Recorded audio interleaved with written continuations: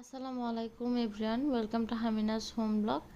আশা করি সবাই ভালো আছেন। আজকে ডাল আর ভাত আগে বসিয়ে দিয়েছি। এই তো আমার ডালটা বসিয়ে দিয়েছি আর রান্না করবো আজকে হচ্ছে শুধু সিম্পল ভাজি। এই ভাজিটা খেয়েছি মনে হয় অনেক দেরি হচ্ছে, এই আলু ভাজিটা করাই হয় না তেমন একটা। তাই আজকে চিন্তা করলাম সিম্পলি আলু ভাজিটা করি আর ডিম রান্না করব, তারপর কোরাল মাছ রান্না করব। এই তো আজকে টুকিটাকি রান্না বান্না। সব সময় তো আর পোলাও বা বিরিয়ানি বা বেশি বেশি রান্না করতে ইচ্ছা করে না, সব সময় কমও রান্না করতে ইচ্ছা করে না। অ্যাকচুয়ালি মন মানসিকতা, রান্না বান্না হচ্ছে সম্পূর্ণ নিজের মন মানসিকতার উপরে। যখন ভালো লাগবে তখনই অনেক কিছু রান্না করতে ইচ্ছা করে। আর এখন আমি দিয়ে দিচ্ছি, আমি জাস্ট সিম্পলভাবে আমি ভাজিটা বসিয়ে দিয়েছি, আমার ভাত আর ডাল হয়ে গিয়েছে।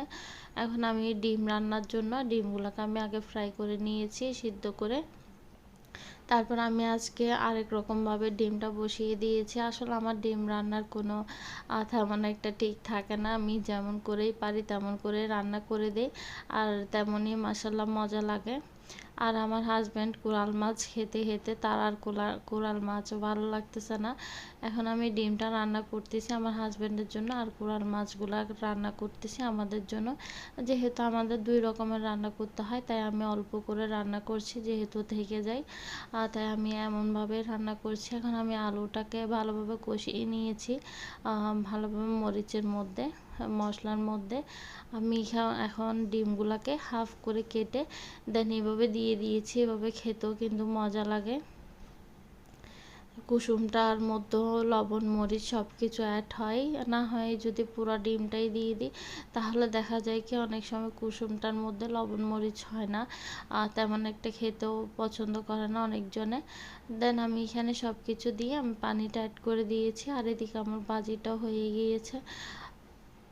এখন ভাজিটা করার পর আমি ডিমটাও আমার রান্না করার পর এটা আমার ডিমটা খুব সুন্দর হয়েছে। এভাবে আমি বেশি পানি রাখবো না, আমি এইভাবেই শুকনো করে রেখে দিব রান্না করে।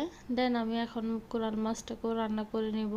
আর কোরাল মাছ এমন একটা জিনিস, মাছ জাতীয় জিনিস, মাংস জাতীয়, অনেক দিন খাওয়া হলে আসলে ভালো লাগে না। ডিমও তাই, যদি অনেক সময় অনেক দিন ধরে খাওয়া হয় তাহলে আর ডিমও ভালো লাগবে না, মানুষের মুখে রুচিটা চেঞ্জ হয়।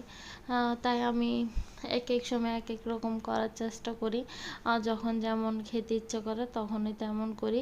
আর সিম্পলি চিন্তা করলাম আজকে ভাজিটা করব। আর এদিকে কোরাল মাছের জন্য আমি হাঁড়িতে তেল পেঁয়াজ সব কিছু দিয়ে একসাথে ভালোভাবে কষিয়ে নিয়েছি। তারপর আমি কোরাল মাছগুলোকে একটু সামান্য ছোট স্লাইস করে দিয়ে দিয়েছি, কারণ বেশি বড় হলেও কোরাল মাছটা খেতে ভালো লাগে না, বেশি বড় সাইজের হলে।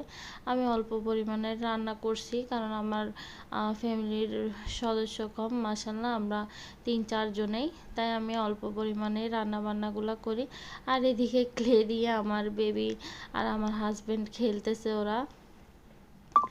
আর আমার বেবি মাশাআল্লাহ খুব সুন্দর করে একটা মিকি মাউস বানিয়েছে, সবাই দোয়া করবেন। এদিকে আমার বাবার গাছের আম, এই আমগুলা খেতে কিন্তু খুব মিষ্টি। এগুলো একটু আগেই পেরে ফেলছে গাছ থেকে, না হয় আরও অনেক বড় হইতো। সবাই দোয়া করবেন। আল্লাহ হাফেজ।